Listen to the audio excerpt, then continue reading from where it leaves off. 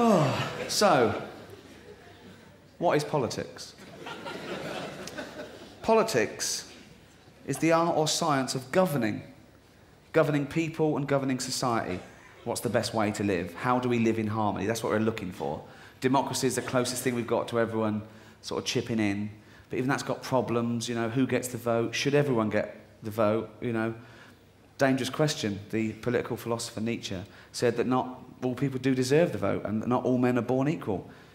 This was classically misinterpreted by Hitler, who went way too far with it. And he just, do you know what I mean? Imagine that. You're a great scholar, Nietzsche, and you write that, and you get called to Hitler and say, all right, Nietzsche? All right, Adolf? Yeah, just been reading your book. Do you like it? Brilliant. Love all that. Man and Superman, not everyone's equal, kill all the Jews. Sorry, what?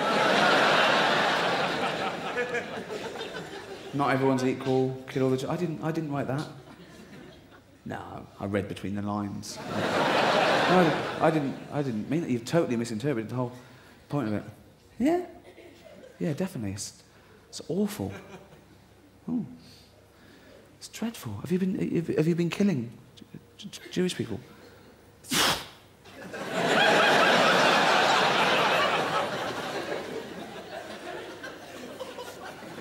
What?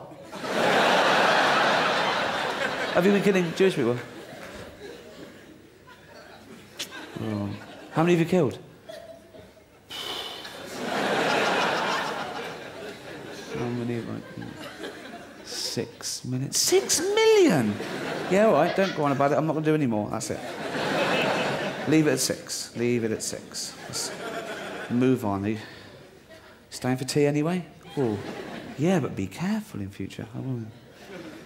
You writing any other books at the moment? Well, I am, but I'm scared to tell you about them. No, I won't do anything. What's your new book called? My new book is called The Jippos. Do we need them?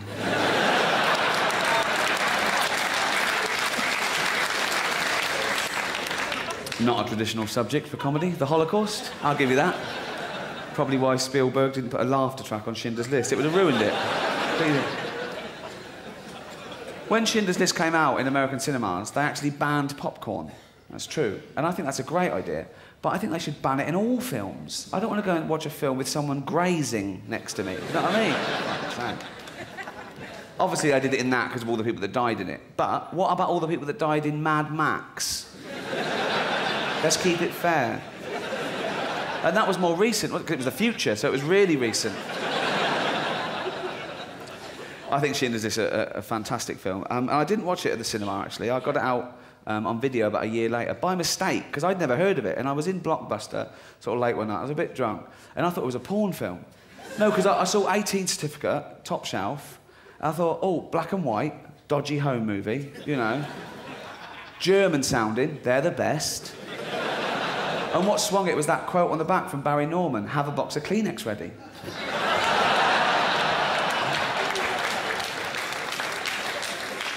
Rubbish. I used about 2.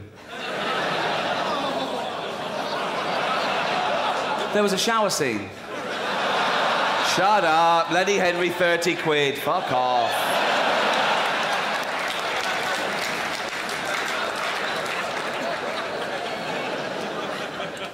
This lecture, as you've worked out, is about political change. No. But how do you change things? If you want to change society, how do you change things? Well, we're not all in power, by definition. Some of us haven't even got the vote. But if you've got a voice, in our country we've got freedom of speech, you can change things slowly, but you can be heard.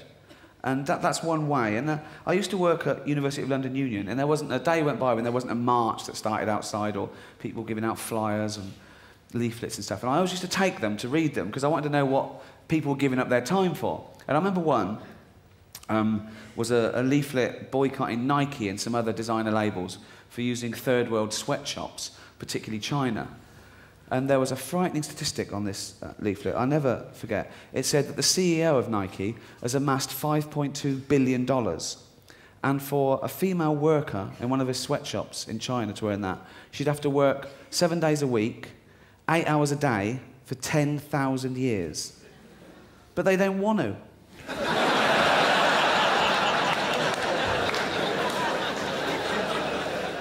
Lazy.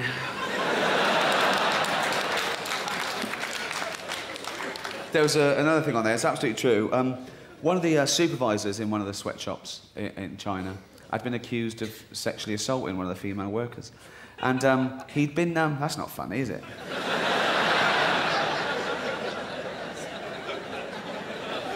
No. True. And he was suspended but fled the country before he'd come to trial. And the CEO of Nike was asked an awkward question about this at a press conference. And he said, no, he wasn't sexually assaulting her. He was trying to wake her up and must have touched the wrong places. What? That's a bad excuse, isn't it? Touch the... What?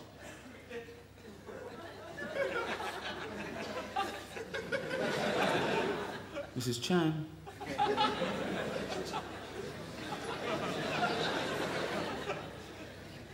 Mrs. Chang. Just shout, don't touch her at all. Mrs. Chang.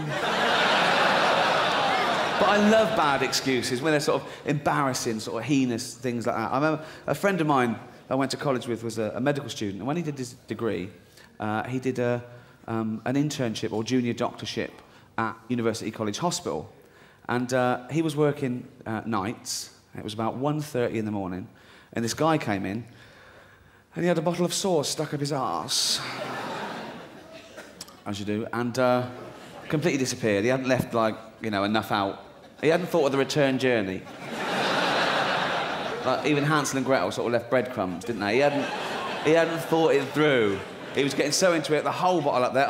Then he couldn't get any purchase. He couldn't, you know, tie a bit of string to it or something. Just think ahead. Or empty it out, fill it with concrete, put a broom handle in it, let that set, then you've got the full length of the bottle and a handle.